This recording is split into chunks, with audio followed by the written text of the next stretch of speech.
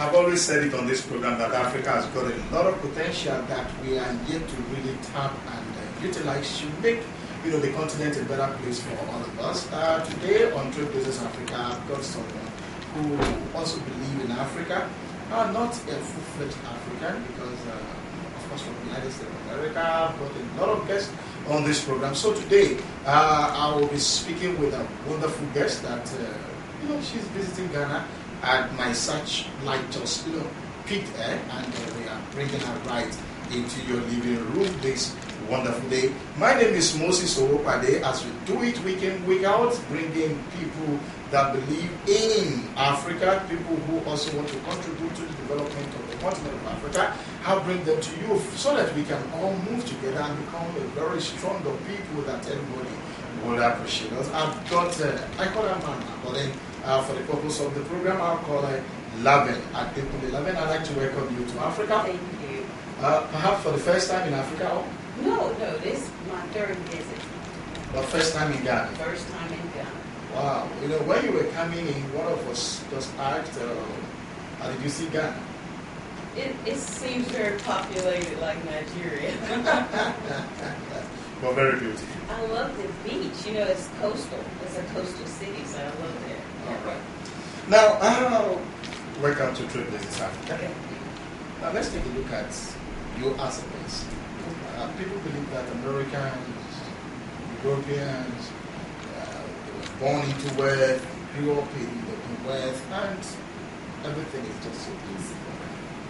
Could you just tell me a little about your lives? Thank you. I come from a typical American family where there was a particular single parent. My grandmother raised me, and from that, she was what they call now a domestic housekeeper for a very wealthy family. And so I grew up learning certain things that's just privileged to people that's come from affluent families. So I didn't come from an affluent family, but at that time in my life, it felt like it because I had so many privileges because of the family that my mom and my grandmother worked with. So I had a regular, ordinary, single-parent family lifestyle, and I was always informed and taught how to be a part of giving and serving and helping others. So it was just a regular lifestyle. I mean, it's nothing of wealth that's like some people are born into wealth and they never had to work. I worked as a child, teenager. I tried to learn how to crop tobacco, and it didn't work so well. Then I tried to learn how to chop cotton, 12-hour days, chopping in the fields. Okay, so I had that experience as a teenager.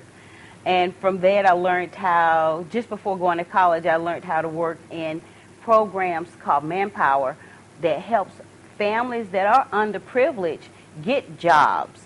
So I learned how to do clerical work through a program for people that's not that privileged. And from that, going on to college, I went through what in America is called Job Corps. And I received a scholarship and were able to go on and go to college. But no, not every American is born into wealth and money. It's a lot of families that are struggling to be successful. And you have to go to school to get the six-figure income. And a lot of people that's well-educated don't make six-figure incomes, and they have bachelors and masters and PhDs and still don't earn that kind of money.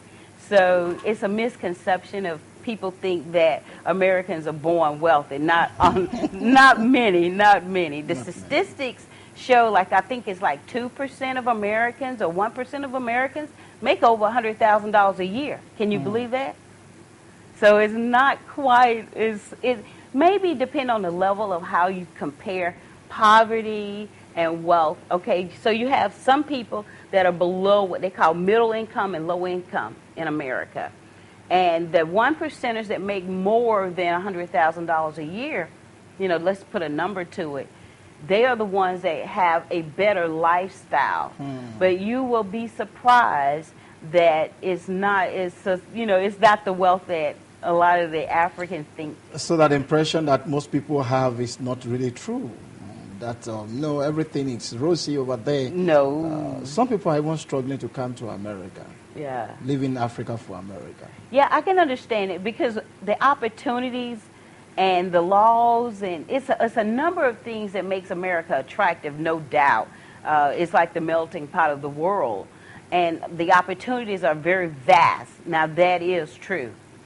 But making it and being successful in America, it takes steps and times, because once they enter into America, they have so many laws and regulations through immigration that they have to comply with just to become a citizen. So it's not easy. It is not easy. Well, you just got it that it's not easy. Well, but opportunities are there for you if you're lucky to make it. But then that is not to actually. Now let's take a look at youth in America. Okay. Now, how is their lifestyle? What kind of youth are we really Are we breeding? In our America. You see, the same. I want to relate it to what we have in Africa. You say you've been this is your third time in Africa. You've interacted with a few youth here. What would you say is the difference? Well, in America, our youth, the young people, not in my generation, but this younger generation, or I would call it the generation of indulgence.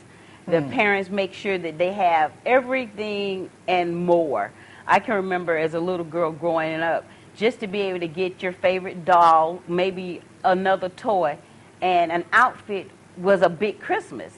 And now you see kids got iPods, they have the little things with the plugs in there, MP4, MP3, televisions in every room of the house. I mean, and clothes. I mean, shoes. It's nothing for a kid to wear a $200 pair of sneakers.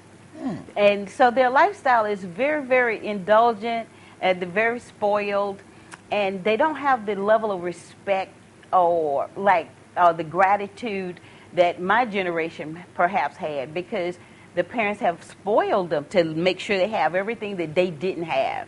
So our generation is totally different. It's a different world compared to where it was when I was a child. Well, I want to say the same thing here in Africa, because a lot of younger generation don't really have respect for the elderly ones. But then I think, what do you think is missing? Is it civilization that is causing all this, or like you said, the parents are giving too much to this younger generation that they shouldn't be exposed to? Could that be the reason for the lack of decorum, lack of respect, lack of passion and vision amongst the youth? It's going to go both ways for me. My personal opinion, when they took prayer out of school and they took discipline from the parents by laws in America, it broke a lot of traditional standards in the home. Because when I was growing up, you were disciplined for disrespecting an adult, and you were taught love thy neighbor and giving and doing.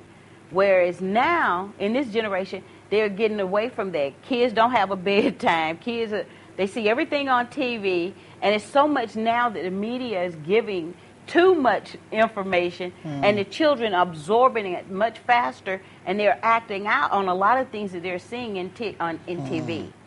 So it's a number of things that causes the generations to lose a lot of the principles and the basic things that we were taught when we were young. Well, my research about you shows that you were so passionate about Africa. Why the passion for Africa?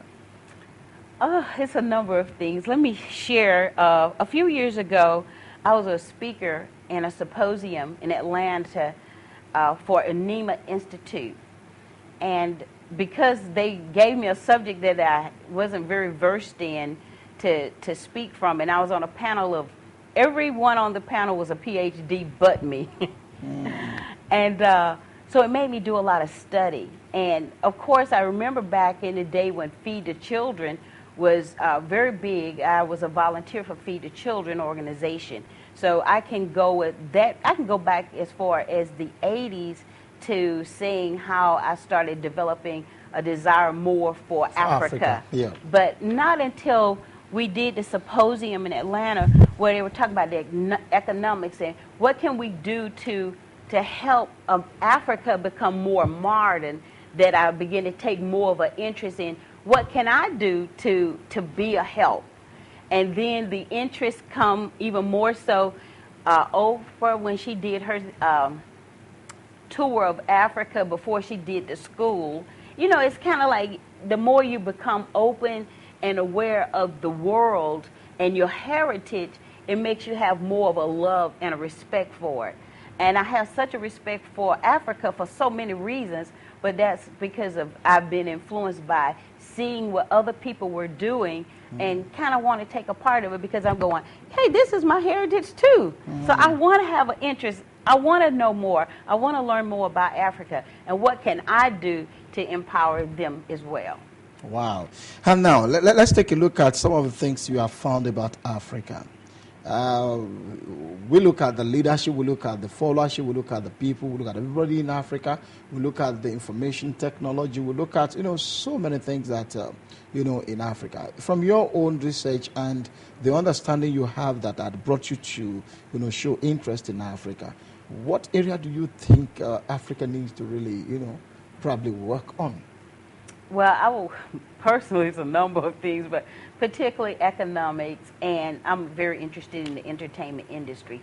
Okay. I have a deep desire to see people that are gifted and talented be discovered, because one of the things that we can empower our people to become more employable, and we can, put money back into our communities, the better we can make our own economy.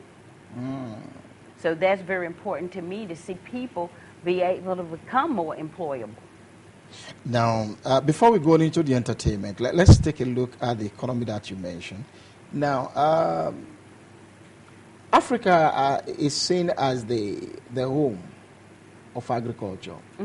My research even shows that 50% of the land, of agricultural whatever, is in Africa. 50%. And we share the remaining 50% for the rest of the world. Now, what are the things that you get from Africa that anytime you pick it, maybe like a crop or whatever, do you have so many of such in the U.S.? Yes, but not quite displayed like in America, like it is in Africa.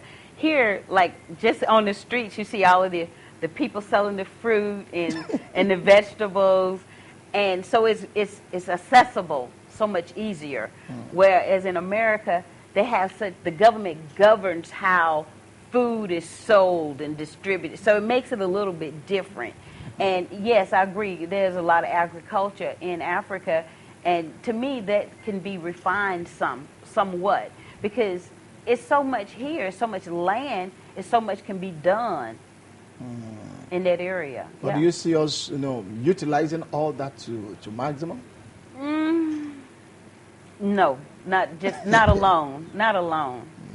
I think collaboration is a lot more can be done.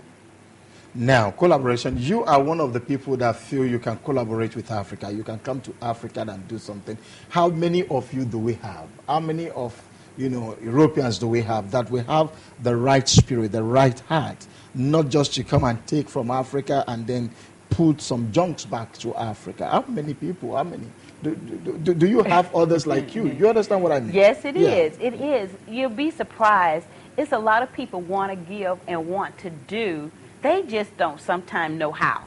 I know we all know that the world has more takers than givers, but the givers are there. There are people that want to sow. They just need to know, how do I sow a seed into your ministry? How do I sow a seed into your country?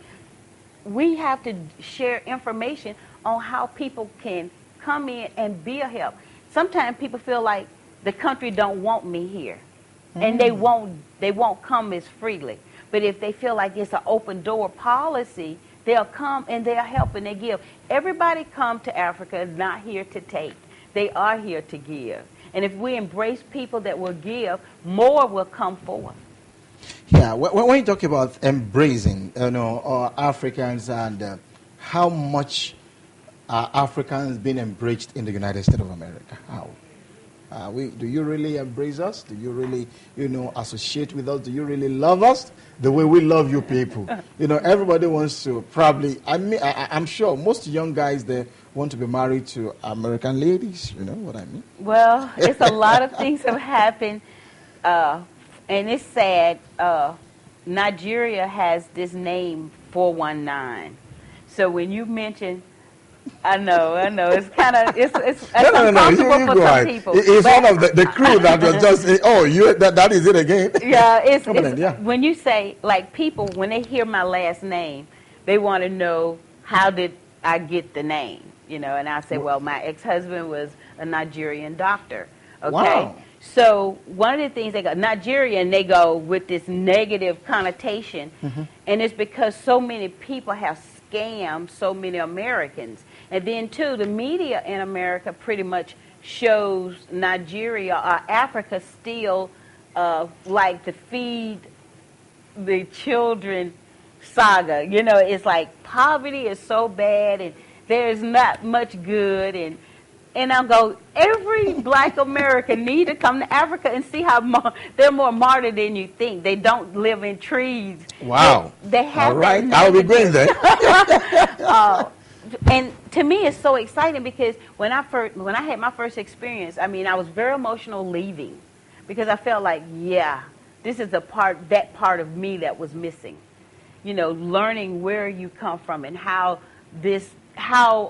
Africa has such a place in history, and it's profound that you have kings and queens and a lot of politicians here that are very accomplished people that people in America don't even know.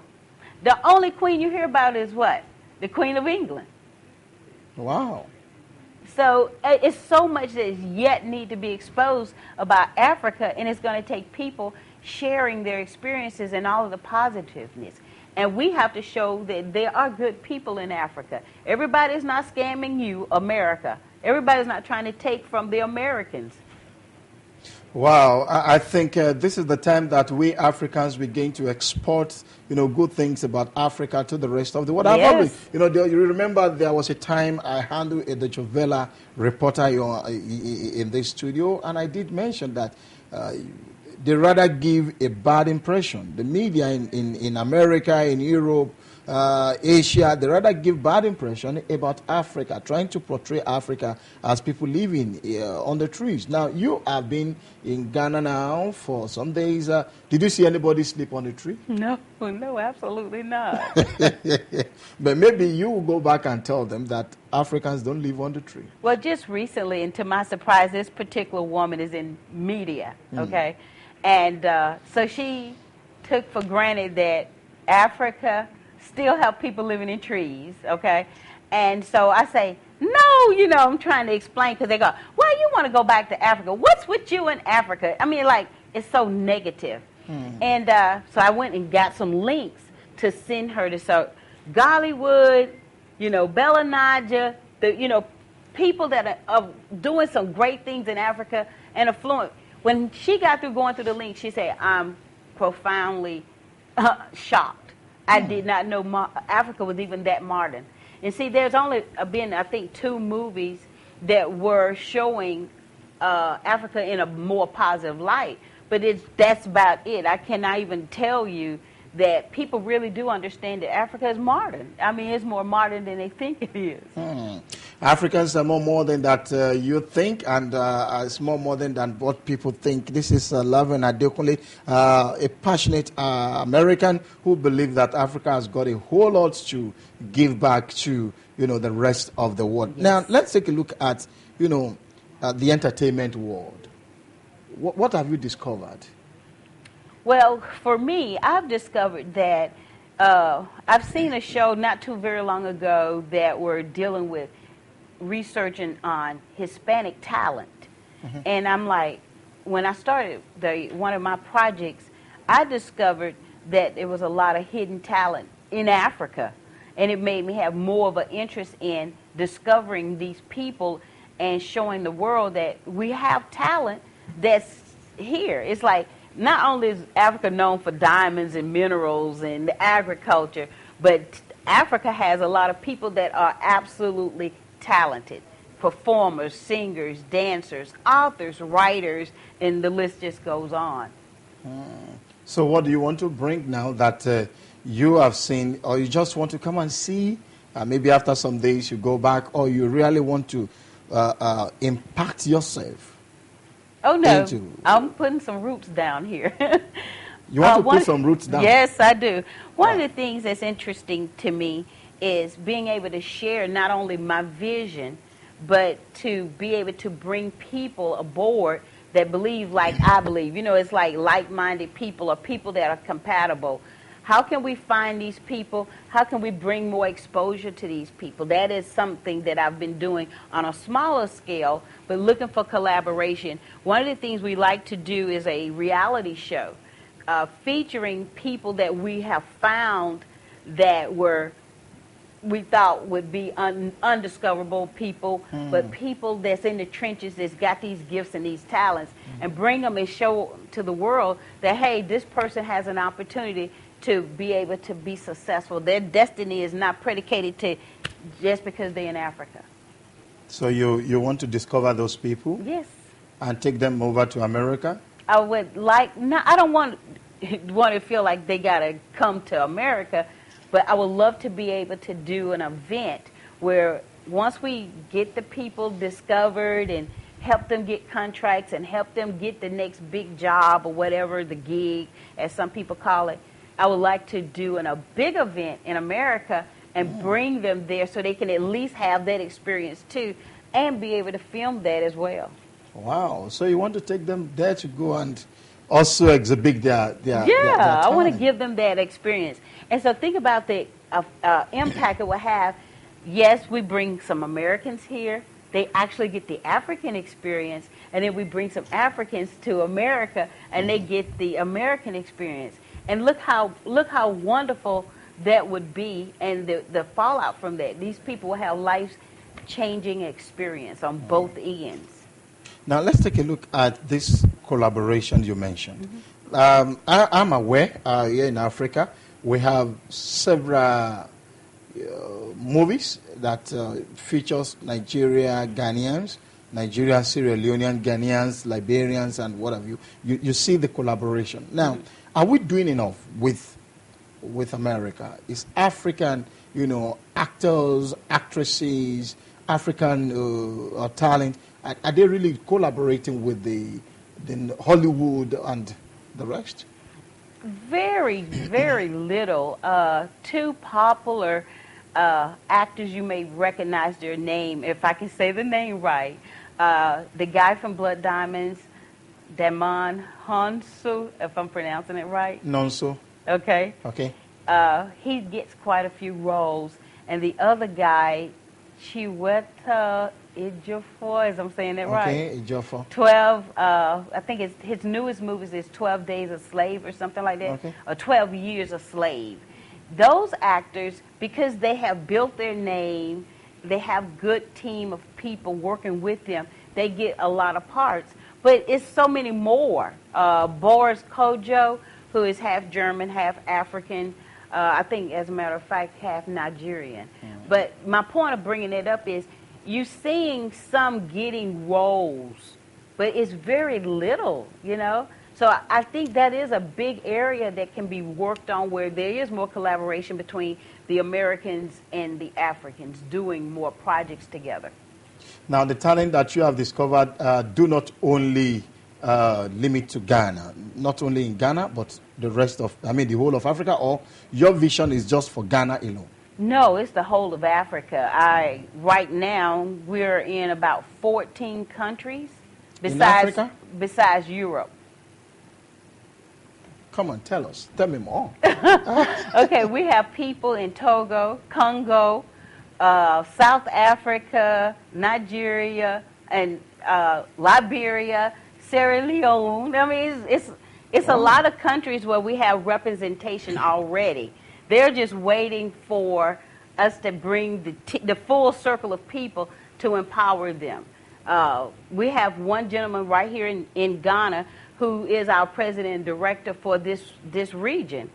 And we have some in all these other countries as well. So we have people ready. We're just waiting on people to come forth and help lift us up to the next level. It's like bringing people together to push people up. So people pushing people up.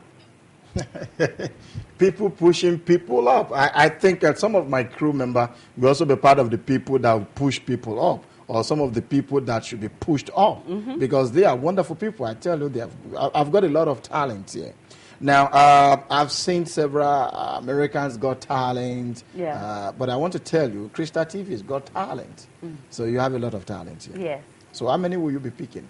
Well, we're interested in one of Oba and I.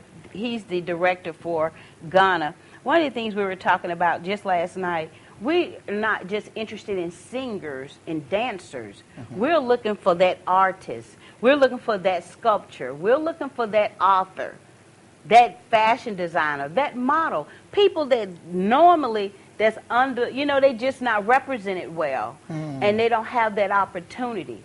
So we're looking for a vast range of talent that we can share and help them become more successful in what they're doing. And we're hoping that because we're paying it forward and we're showing random acts of kindness, that they'll be able to do that. So if I lift you up, I want you to lift your neighbor up.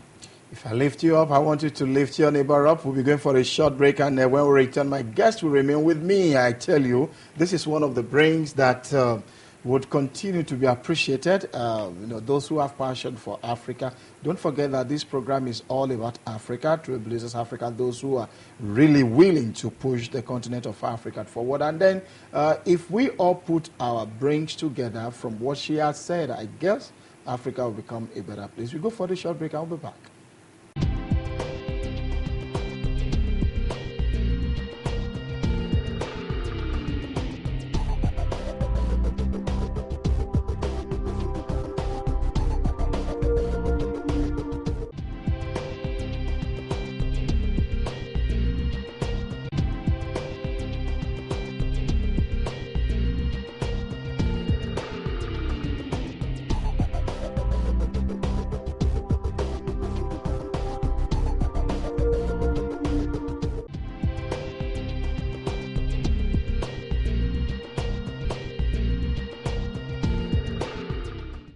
Welcome back from that break. The program is Trailblazers Africa with me, Moses Owopade, and of course I've got a wonderful guest, LaVerne Adekunle. The Adekunle, she just mentioned it briefly that she had something to do with Nigeria, because that name, of course, sounds like a Nigerian name. I know it's a Nigerian name, but she's been talking about getting some talents here and pushing them abroad. I mean, to America, and making them to become better in life. Now, let's take a look at the countries you have been to in Africa. How many of them? Now, I've only been to Nigeria. Okay. I've been to Minna, Ibadan, Lagos. Lovely place, I must say. Dusty. Minna it was dust storm when I was in Minna. Never. I left home with clean clothes and come back dirty. Well, that is the best of Africa. Now, you were talking about collaboration. Yes. I don't want us to look at the collaboration from that entertainment world alone. Let's take a look at the economic collaboration. Okay. Now, how best can Africa collaborate with the developed country, and we'll all have the right mind, to make things happen? Not I want to collaborate. The fear of collaboration is by the time I collaborate with you, you take everything away from me, and I'm not getting anything back again. Yeah. Now, economically, how can we really collaborate? Well, to me, and it goes back to understanding. There was a time in life where your word was your bond. If you say, okay, if you give me some carrots, I'm going to give you some pineapple, and I'm going to give you 2. Now, it was verbal agreements. Now you have to have a contract. You have to have a confidentiality statement. You have to have non-disclosures. But if you're going to collaborate with someone and you both feel like, hey, okay, I want to move forward with whatever the project may be, and you have paperwork between you so you feel comfortably legally, then you can start saying, okay, now we can go somewhere, because What I'm going to do, I'm going to give you this, I'm going to put it in writing. You're going to give me that, I'm going to put it in writing. So now we both can relax because we are going to work on this project together, and we both have done the legal side part of that. And then we can start working on what it is we want to do, be it ministry or nonprofit, what you guys call NGOs here.